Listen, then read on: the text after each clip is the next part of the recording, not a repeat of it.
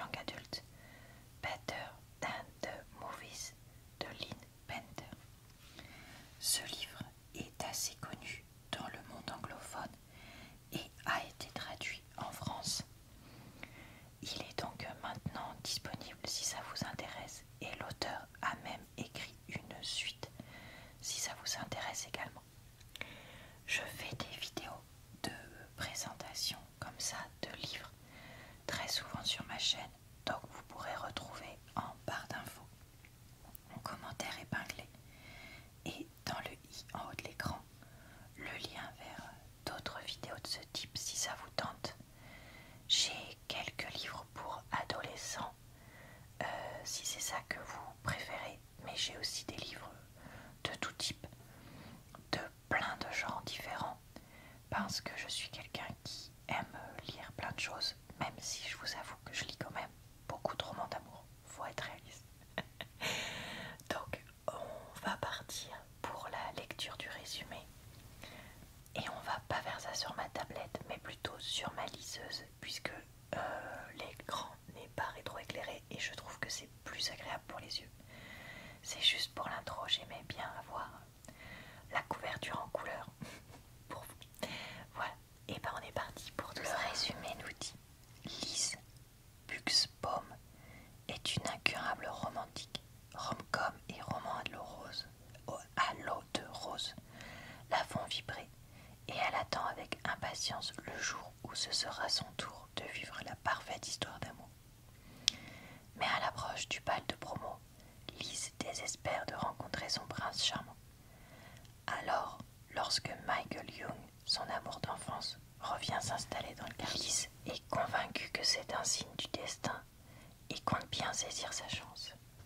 Mais le destin semble décidé à la jeter dans les bras d'un autre, Wes Bennett, son voisin et ennemi de toujours. Et malgré l'avertissement de sa mère de ne jamais, au grand jamais, tomber amoureuse du bad boy, Liz se surprend à apprécier de plus en plus, à passer du temps avec lui. Se pourrait-il que son Happy Ever After, dont elle a toujours rêvé, soit sur le point de changer du tout au tout? Bon, je sais pas qui c'est qui a écrit ce résumé, mais clairement quelqu'un qui n'a pas lu le livre. Parce que non, Michael Young ne vient pas s'installer dans son quartier.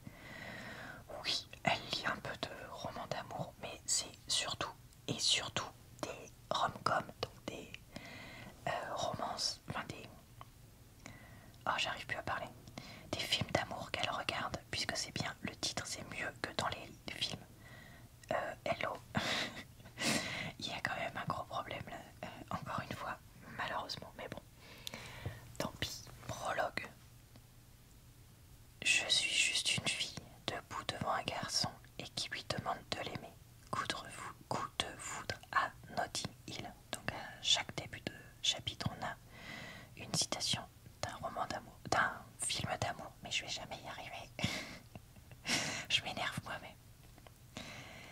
Avant mon entrée en CE1, ma mère m'avait appris les règles d'or des relations amoureuses. À l'âge avancé de 7 ans, après avoir fait un cauchemar, je m'étais glissée dans sa chambre. Un criquet, ça n'a peut-être pas l'air si effrayant que ça, mais quand il se met à parler d'une voix de robot et qu'il s'avère qu'il connaît votre deuxième prénom, croyez-moi, c'est terrifiant. Le journal de Bridget Jones passait sur l'énorme télévision posée sur la commode. Et avant même que ma mère ne remarque ma présence au pied de son lit, j'avais déjà vu un bon bout du film. À ce moment-là, il était trop tard pour me sauver du contenu pas vraiment adapté à mes yeux d'enfant. Alors, elle m'a serré contre elle et nous avons profité du happy end ensemble. Sauf que mon cerveau d'élève de CP n'arrivait pas à comprendre. Pourquoi Bridget renonçait-elle au plus mignon des deux, le plus charmant, pour celui qui me donnait envie de bâiller rien qu'en le regardant? Quelle était sa logique? Oui, je n'avais rien compris à la morale du film et j'étais tombée ultra amoureuse du Playboy. Aujourd'hui encore, je me souviens de la voix de ma mère et de son parfum de vanille, tout en cheveux. Elle m'avait expliqué mon erreur. Le charme et le mystère ne font pas tout, Libby chérie. Ces choses ne durent pas. C'est pourquoi il ne faut jamais, au grand jamais, choisir le séduisant bad boy. Depuis cette fois-là, nous avions partagé des centaines de moments similaires, à explorer ensemble la vie à travers les films romantiques. C'était notre truc. On s'armait de friandises, on se calait sur les oreillers, et on se passait en boucle sa collection de fins heureuses de baisers enflammés, comme d'autres regardaient des heures de télévision vulgaire. Ce qui, si j'y réfléchis, était sans doute la raison pour laquelle j'attends la romance parfaite depuis que je suis assez grande pour épeler le mot amour. Et puis, à sa mort, ma mère m'a transmis sa foi inébranlable. En le happy end, mon héritage, c'était de savoir que l'amour flottait toujours autour de vous, qu'il était à portée de main et en valait la peine quoi qu'il arrive. Le prince charmant, ou le mec gentil si on préfère la fiabilité, pouvait m'attendre au coin de la rue. C'est pour cette raison que je me tenais toujours prête. Après tout, ce n'était qu'une question de temps avant que ce soit enfin mon tour. Désolé, j'avais oublié de passer les pages. Chapitre 1. Personne ne trouve l'âme sœur à l'âge de 10 ans. De toute façon, je veux dire, on était des enfants, pas vrai? Fashion victime. Cette journée avait commencé comme toutes les autres. Alors, Monsieur Fitzpervert a été traduit en Spike. Ok. Avait régurgité une boule de poil dans un de mes chaussons. Je m'étais brûlé le lobe de l'oreille avec mon fer à lisser. Et quand j'ai ouvert la porte pour partir au lycée, j'ai trouvé mon ennemi juré, mais aussi voisin, suspicieusement étalé sur le capot de ma voiture. Et j'ai remonté mes lunettes de soleil sur mon nez, refermant la porte derrière moi, et me suis précipité dans sa direction, en faisant bien attention de ne pas abîmer mes nouvelles chaussures à fleurs. Descends de ma voiture. Wes a sauté par terre et levé les mains comme pour dire « Moi, je suis innocent », alors même que son sourire en coin me prouvait le contraire. Et puis je le connaissais depuis la maternelle. Ce garçon n'avait pas une once d'innocence en lui. « Qu'est-ce que tu as dans la main ?»« Rien. » a-t-il répondu en cachant la dite main dans son dos. Même si Wes était plus grand et viril qu'en primaire, il était devenu un tout petit peu sexy. Il était toujours le même gamin immature, capable d'accidentellement mettre le feu au rosier de ma mère avec un pétard. C'est tellement parano, a-t-il dit. Je me suis arrêtée devant lui et l'ai scruté les yeux plissés. Wes avait un visage de canaille, le genre dont les yeux sombres, encadrés de cils épais, qui n'en finissaient plus parce que la vie est injuste, en disait beaucoup, même si sa bouche restait fermée. Un simple haussement de sourcils de sa part m'a instantanément fait me sentir ridicule. Bon, on va passer à mon avis parce que apparemment je ne sais pas parler. Alors, qu'ai-je donc pensé de ce livre? Je vous avoue que j'ai eu un petit peu de mal à rentrer dedans pendant 50-80 pages, mais que une fois que l'histoire s'est lancée, je l'ai vraiment bien aimé. Alors, je suis 0% la cible de ce livre. Pourquoi? Parce que j'ai 35 ans. Donc non, je ne suis pas une lycéenne américaine ou juste après. Donc non, normalement ce livre n'est pas du tout écrit pour moi. Mais pourtant, j'ai eu un gros coup de cœur sur les deux personnages, comme beaucoup, quand on en croit ce qui se dit sur les réseaux. Parce que j'ai trouvé le personnage de Wes Bennett très mignon et très attachant. Et surtout, Lise est vraiment super super intéressante avec son côté personnage bercé au film d'amour toute sa vie, avec une maman qui est pas malheureusement plus là, mais une belle-mère qui essaye d'être là, un père un peu dépassé, une meilleure amie qu'elle aime mais qui en même temps l'insupporte, et surtout l'amour de sa vie. Michael qui revient dans le paysage, et donc on la voit jongler entre les différentes choses, et même si parfois elle est un peu énervante, comme peuvent l'être les personnes, notamment adolescentes, mais pas que, qui ont du mal à communiquer sur leurs sentiments, sur leurs émotions et sur ce qu'elles veulent dans la vie.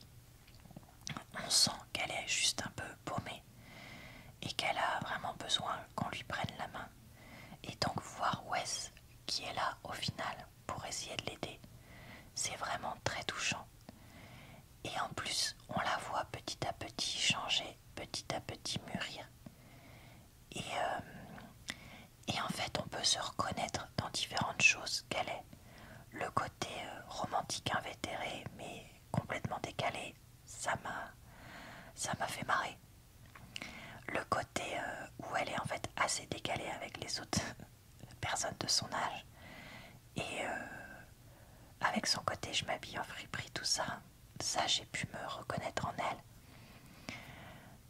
Son côté un peu idéaliste aussi, je pense que ça peut parler à plein de monde et tout ça. Et donc vraiment un roman qui est super sympa. Comme je vous le dis, il est un poil long. Je pense qu'au début on aurait pu probablement accélérer un peu. Mais l'avantage, c'est que les différentes phases du roman, où il va y avoir donc une relation de faux petit ami avec Wes, puis toutes les suites qu'il va y en avoir, toutes les choses qui vont en découler, pardon, sont vraiment, grâce à la longueur du roman, vraiment plutôt bien détaillées. Et ça m'a vraiment plu de lire ça. Alors, comme c'est un roman pour adolescents, il n'y a heureusement aucune scène intime. Et c'est bien parfait. Par contre, voilà, on a quand même quelques bisous, ce qui paraît tout à fait normal aussi. Et je trouve que la façon de dépeindre les adolescents d'aujourd'hui, de ce que moi j'en connais, me semble assez réaliste, même si je n'en suis pas une. Et vraiment l'auteur, je pensais qu'elle venait à peine de sortir de cette période-là, mais pas du tout. Elle est, je crois qu'elle a mon âge ou même plus. Donc vraiment un travail hyper intéressant qu'elle a réussi à faire. Donc c'est un livre que je conseille vraiment à beaucoup de monde. Évidemment aux adolescentes et jeunes adultes qui sont la cible privilégiée et qui, je pense, aimeront vraiment. Mais vous voyez, même moi, j'ai bien aimé et j'ai passé un moment sympa. Donc honnêtement, je sais pas s'il y a un âge de péremption pour ça. Surtout que je me dis que si on est soi-même parent ou grands-parents d'adolescentes, ça peut peut-être être marrant de lire ça. Je sais pas. Dites-moi ce que vous en pensez. Mais en tout cas, ouais, un super moment. Et très honnêtement, je vais essayer de lire la suite, même si j'ai vu que c'était beaucoup plus mitigé pour l'avis sur le tome 2. Donc je ferai ça, je pense, d'ici quelques mois, pour que ça ne me gâche pas dans mon souvenir le tome 1, si jamais. Ça, je fais partie des personnes qui n'ont pas aimé. Et j'espère que c'est un livre qui sera adapté en film, parce que je pense que ça pourrait être un film plus que sympa, qui rendrait vraiment bien si le scénario est plutôt bien fait. Voilà. Et bah écoutez, c'est tout pour cet avis. J'espère que cette vidéo vous a plu, relaxé, divers. Je vous retrouve très très vite dans une prochaine vidéo d'avis sur ma chaîne.